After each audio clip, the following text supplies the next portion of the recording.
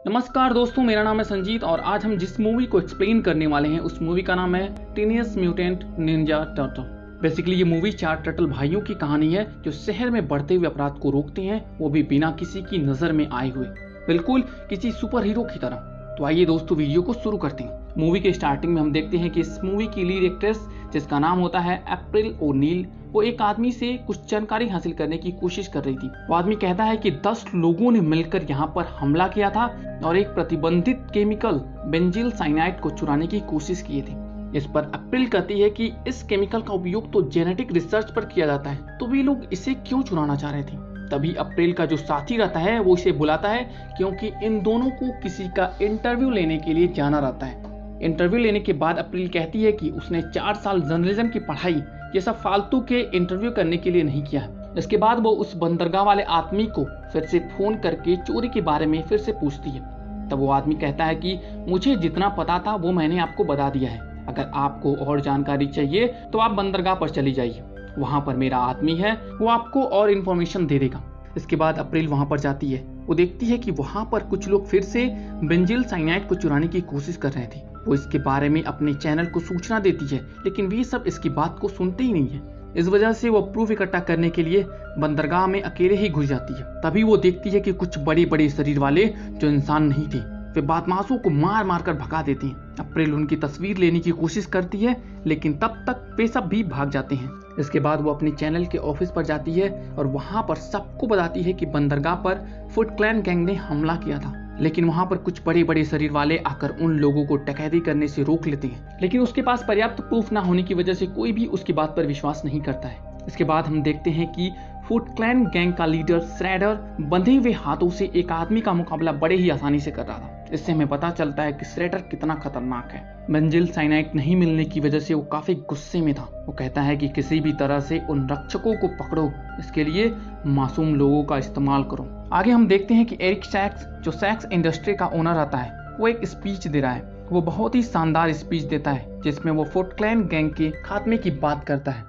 अप्रैल उसकी बातों से बहुत ही प्रभावित होती है। वो एरिक से मिलती है और उसे बताती है कि वो और उसके पिता साथ में मिलकर काम करते थे। ये सुनकर एरिक बहुत खुश होता है। इसके बाद हम देखते हैं कि फुट क्लैन गैंग ने कुछ मासूम लोगों को बंधक बना लिया है, जिससे रक्षक उन्हें बचाने आए और वे उन्हें पकड़ सकें। तभी हम देखते हैं कि अप्रैल भी वहां पहुंच जाती है ये पता लगाने के लिए कि ये लोग कौन है, लेकिन वे लोग उसे भी पकड़कर बंदी बना लेते हैं। इसके बाद अप्रैल अपने मोबाइल से रिकॉर्डिंग करने की कोशिश करती है। तभी वे लोग देख जाते हैं और उसे गोली मारने जाते हैं। अचानक वहां पर अंधेरा हो जाता है और वे बड़े बड़े शरीर वाले फिर से फुट क्लैन गैंग पर हमला कर देती हैं और मासूमों को छुड़ाकर उन बदमाशों को वहीं पर बांध देते हैं। इसके बाद अप्रैल उन बड़े शरीर वालों का पीछा करती है। तभी वो देखती है कि ये बड़े शरीर वाले वास्तव में एक कछुए हैं। अप्रैल उन लोगों की फोटो लेने की कोशिश करती है, लेकिन फ्लैश ऑन रहने की वजह से उन्हें पता चल जाता है। वे अप्रैल को पकड़ लेते हैं और उसके मोबाइल से फोटो को डिलीट कर देते हैं। इसके बाद वे आपस में एक दूसरे के नामों को बोलते हुए वहां से चले जाते हैं। अप्रैल उन नामों को सुन लेती है और सोचती है कि इन नामों को वो पहले कहीं सुनी है। इसके बाद वो तुरंत अपने घर आती है, अपनी पुरानी चीजों में से कुछ ढूंढती है। उसे वहां पर एक कैमरा मिलता है जिसमें कुछ वीडियोस थे। वो इन वीडियोस को देखती है और समझ जाती है कि वही कछुए हैं जो उसकी डैड के लैब में थे, जिन पर कुछ रिसर्च चल रहा था और इन कछुओं का नाम भी इसी ने रखा था। वीडियो में एक चूहे को भी दिखाया जाता है जिसका नाम होता है स्प्लिंटर। ये सब देखकर वो बहुत ही खुश हो जाती है। इसके बाद हम देखते हैं कि ये चारों कछुए दबे पांव अपने घर में घुसने की कोशिश कर रहे होते हैं, जो कि एक नाले में बना होता है। तभी उसके पिता जो कि एक चूहा आता है, वो इन सबको देख लेता है। ये वही चूहा था जिसका नाम था स्प्लिंटर। ये उन सब से पूछता है कि तुम सब कहाँ गए थे, लेकिन वे सब कुछ नहीं बताते। इसके बाद वो उन सबको पीछे का लालच देता है, जिसकी वजह से उनमें से एक कछुआ सब कुछ बता देता है। ये सुनकर स्प्लिंटर कहता है कि उस लड़की को यहाँ लेकर आओ क्योंकि उसकी जान खतरे में है। इसके बाद हम देखते हैं कि अप्रैल अपने बॉस को फुट क्लैन गैंग और कछुए के बारे में पूरी बात बताती है, लेकिन फोटो डिलीट हो जाने की वजह से उसके पास कोई प्रूफ नहीं रहता। इस वजह से उसकी बॉस उस पर विश्वास नहीं करती है और उससे नौकरी से निकाल देती है। इसके बाद अप्रैल अपने दोस्त के साथ एरिक सैक्स से मिलने निकल जाती है क्योंकि उसे पता था कि केवल एरिक ही उसकी बातों पर विश्वास करेंगे, क्योंकि एरिक और उसके पापा ही थे जो उन कछुओं पर एक्सपेरिमेंट कर रहे थे। जब वो एरिक से मिलती है तो उसे उस प्रोजेक्ट के बारे में पूछती है। तब एरिक उसे बताता है कि हम एक ऐसा म्यूटेशन बनाने की कोशिश कर रहे थे जिससे हम बड़ी से बड़ी बीमारियों को भी तुरंत ठीक कर सकते थे, लेकिन अफसोस वो प्रोजेक्ट केवल सपना ही रह गया। क्योंकि आग में सब कुछ जल गया था। इस पर अप्रैल उन्हें कछुए का फोटो दिखाते हुए कहती है कि आग में सब कुछ नहीं जला था। कछुए को देखकर एरिक बहुत ही खुश हो जाता है क्योंकि म्यूटेशन इन्हीं कछुओं के शरीर में था और ये दुनिया की सबसे कीमती चीज थी। वह अप्रैल से पूछता है कि आखिर ये बच कैसे गए। इस पर अप्रैल उनसे कहती है कि उसने ही कछुओं को आग से बचाया था। इसके बाद एरिक उसे काट देता है और कहता है कि अगर तुम्हें उसके बारे में कुछ भी पता चले तो मुझे बता देना। आगे हम देखते हैं कि अप्रैल अपने लैपटॉप में कुछ कर रही थी, तभी उसे उन कछुओं का मैसेज आता है जिसमें उन्होंने अप्रैल को एक जगह पर मिलने के लिए बुलाया था। अप्रैल वहां जाती है। इसके बाद वे सब इसकी आंखों पर कपड़ा बांध देते हैं और उसे अपने अड्डे पर ले जाती हैं और जैसे ही उसके मुख से कपड़ा हटाया जाता है वो स्प्लिंटर को देखकर चौंक जाती है। इसके बाद सीन शिफ्ट होता है एरिक पर, जो फुट क्लैन गैंग के लीडर श्रेडर से मिलता है और उससे कहता है कि वे कछुए अभी भी जिंदा हैं और हमारा जो इस शहर पर राज करने का पुराना सपना था वो अब अवश्य पूरा होगा। जहाँ पर हमें ये पता चलता है कि एरिक एक अच्छा आदमी नहीं है और वो भी फुट क्लैन गैंग के लिए ही काम करता है। दूसरी तरफ हम देखते हैं कि स्प्लिंटर अप्रैल से बता रहा है कि आग से बचने के बाद वे इसी नाले में रहने लगे थे और उनके शरीर में म्यूटेशन होने की वजह से वे चमत्कारिक तरीके से बढ़ने लगे। स्प्लिंटर ने कहा कि मैं हमेशा सोचता था कि कैसे मैं अपने बेटों को मानसिक और शारीरिक रूप से मजबूत बनाऊं ताकि वे अपना जीवन यापन कर सकें और एक दिन मुझे वो रास्ता मिल ही गया। पहले मैंने खुद ही वो नुनजुत्सु की कला सीखी और उसके बाद अपने बेटों को ये कला सिखाई। वे खाते जागते उठते बैठते हर समय मार्शल आर्ट ही करते रहते थे। ये इनका जुनून बन गया था और इस वजह से ये इस कला में इतने माहिर हो गए। स्प्लिंटर उन्हें आजाद करने के लिए अप्रैल का धन्यवाद करता है। इस पर उनमें से एक कछुआ पूछता है कि आपने तो कहा था कि हमें आजाद करने वाली महान आत्मा हुगो शाह थी। इस पर स्प्लिंटर कहता है कि यही है वो हुगो शाह। ये सुनकर सब उसके सामने झुक जाते हैं। आगे स्प्लिंटर पूछता है कि हमारे बारे में तुमने किसी और को तो नहीं बताया। तब अप्रैल कहती है कि किसी ने भी मेरी बात पर भरोसा नहीं किया सिवाय एरिक सैक्स के। इस पर स्प्लिंटर कहता है कि जिसका डर था वही हुआ और एरिक सैक्स अच्छा आदमी नहीं है। उसकी आत्मा में एक दुष्ट उस्ताद ने जहर भर दिया है जिसका नाम है श्रेडर। इसके बाद अप्रैल उस कार्ड को देखती है जिसको एरिक ने दिया था। वो समझ जाती है कि ये कार्ड नहीं बल्कि एक ट्रैकिंग डिवाइस है। तभी हम देखते हैं कि फुट क्लैन गैंग ने वहां पर हमला कर दिया है। ये चारों भाई उनका डटकर सामना करते हैं। तभी हम देखते हैं कि श्रेडर भी वहां पहुंच चुका है, वो भी अपने रोबोटिक सूट के साथ जो काफी खतरनाक था। अब श्रेडर और स्प्लिंटर के बीच बहुत ही भयानक लड़ाई होती है। स्प्लिंटर अपनी स्किल में बहुत ही माहिर था लेकिन श्रेडर के रोबोटिक सूट की वजह से वो कमजोर पड़ रहा था। श्रेडर उनके बेटे को कुछ न कर पाए, इस वजह से वो अपने आप को और श्रेडर को एक पिंजरे में बंद कर लेता है। लेकिन श्रेडर स्प्लिंटर को मारकर 3 कछुए को बंदी बना लेता है। उन्हें लगता है कि चौथा कछुआ वहीं पर दबकर मर गया।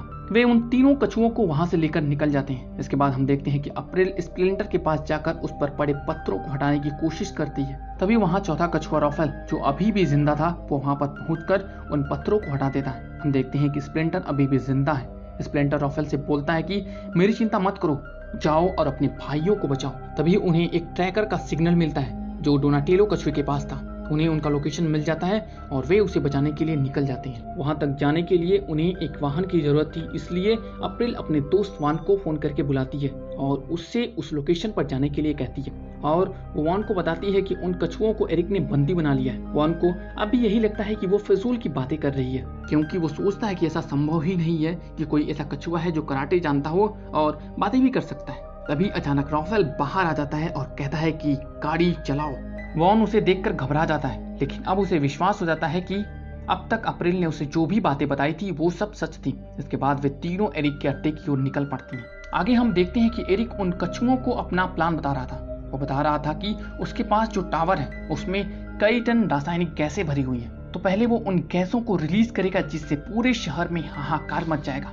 उसके बाद मैं तुम्हारे खून में पड़े म्यूटेशन से उस बीमारी का एंटीडोज बनाऊंगा और उसे बेचकर मैं इस दुनिया का सबसे अमीर आदमी बन जाऊंगा और इस शहर पर राज करूंगा। इसके बाद वे उन तीनों का खून निकालने लगती हैं और तभी रॉफेल वहां पर पहुंचकर उन पर हमला कर देता है। इसके बाद एरिक खून की कुछ बोतल लेकर वहां से निकल जाता है। जब रॉफेल उन तीनों को वहां से निकालने की कोशिश करता है तभी वहां पर श्रेडर पहुंच जाता है। अब इन दोनों के बीच खूब फाइट होती है। रॉफेल श्रेडर का कड़ा मुकाबला करता है लेकिन अभी वो उसके सामने बच्चा था इसलिए वो कमजोर पड़ने लगता है। अप्रैल लियो से पूछती है कि उन्हें बचाने के लिए वो क्या करे।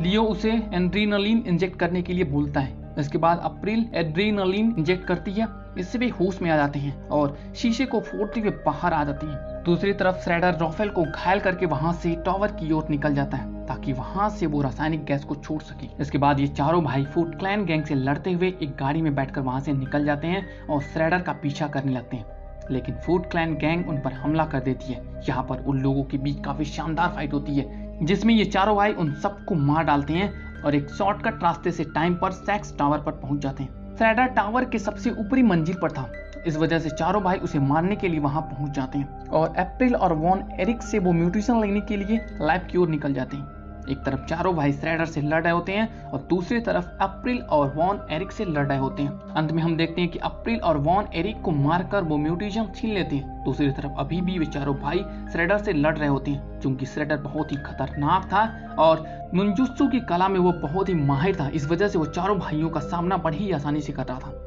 इसके बाद ये चारों भाई एक प्लान के तहत उस पर हमला कर देते हैं और उसे मारकर बिल्डिंग से नीचे गिरा देते हैं। और इसके बाद डोनाटेलो उस कंप्यूटर को बंद कर देता है जिसकी वजह से रसायन फैलते नहीं है। ये देखकर श्रेडर उस टावर को अपने हथियार से मारकर गिराने लगता है, लेकिन वे लोग उस टावर को पकड़ लेते हैं क्योंकि अगर ये टावर गिरता तो उसकी वजह से रसायन पूरे शहर में तो नहीं लेकिन वहां आसपास फैल सकता था और उससे आसपास के लोग मारे जाते हैं। अब श्रेडर उन लोगों को मारने लगता है जिससे वे टावर को छोड़ दें, लेकिन वे नहीं छोड़ती। तभी वहां पर अप्रैल म्यूटेशन को लेकर आ जाती है और कहती है कि उन लोगों को छोड़ दो, नहीं तो वो म्यूटेशन को नीचे गिरा देगी। और तभी अचानक श्रेडर अप्रैल को लेकर नीचे कूद जाता है। वे दोनों एक टावर से लटक जाते हैं। श्रेडर अप्रैल से म्यूटेशन ले लेता है। अब चारों भाई अप्रैल को बचाने के लिए वहां पर आ जाते हैं और अप्रैल श्रेडर को पैरों से मारकर नीचे गिरा देती है। श्रेडर नीचे गिर जाता है जिसे बाद में पुलिस पकड़ लेती है और हम देखते हैं कि चारों भाइयों के वजन से टावर नीचे गिरने लगता है। उन्हें लगता है कि अब उनका अंत समय आ गया है, लेकिन वे बच जाते हैं। पुलिस के पहुंचने से पहले ही वे सब वहां से निकल जाते हैं और